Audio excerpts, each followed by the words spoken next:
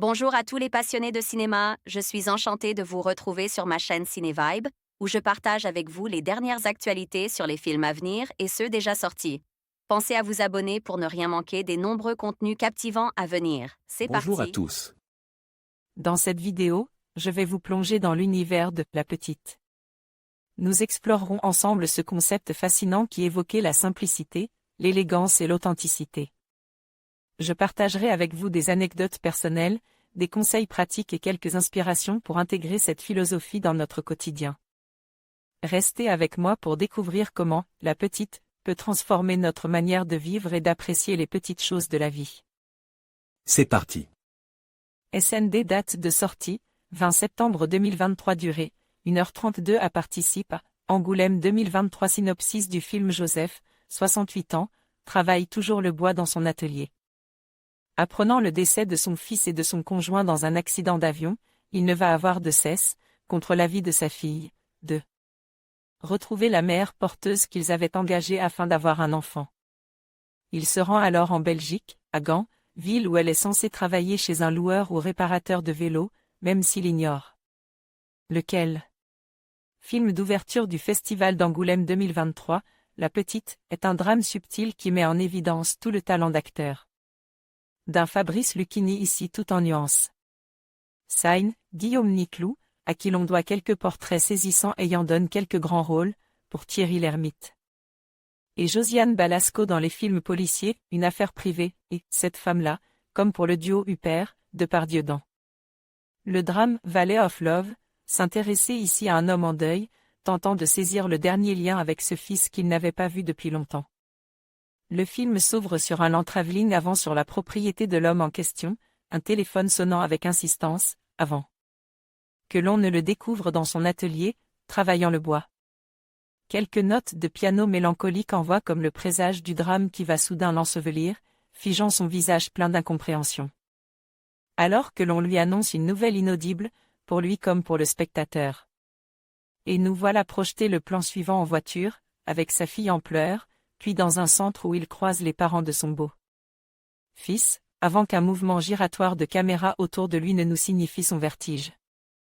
Le temps vient alors de reprendre ses esprits, lors d'une discussion avec quelqu'un chargé d'accueillir les familles des disparus.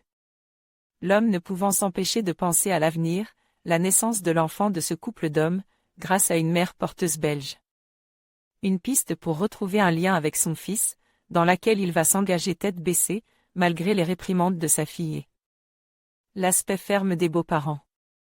En construisant son scénario, adapte avec l'autrice du roman Le Berceau, Fanny Chesnel, sur l'opposition entre deux familles aux approches du deuil diamétralement opposés, le judiciaire d'un côté, la recherche du lien de l'autre, et entre personnages aux nécessités totalement divergentes, une belle famille aisée, un père en difficulté qui donne le change, une jeune femme privée faute d'argent d'un avenir qu'elle espérait plus radieux.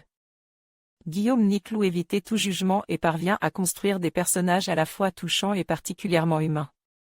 Sans jamais verser dans le drame facile, il ajoute même quelques touches d'humour souvent tendres, les manières du père de parler à sa femme décédée, la recherche du lieu où travaille Rita la mère porteuse, faisant ponctuellement appel aux dons particuliers de son acteur principal, les tentatives pour baragouiner en anglais, le rap improvise. Avec quelques jolies scènes, notamment celle les pieds dans l'eau, c'est à un rapprochement délicat, qui trace le chemin du deuil.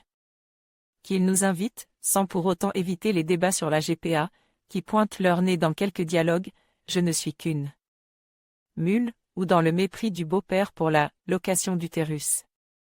Reste que les nombreux hasards que semble réserver le destin, le père et ses problèmes de cervicale alors que sa fille est kiné ou ostéopathe, la mise aux enchères d'un berceau, une virée pour aller voir les cigognes, les thématiques de la naissance, de la filiation, des liens qu'on maintient ou entretient dans le temps, et du soin qu'on donne à ses proches, traversent le film avec une évidence rare.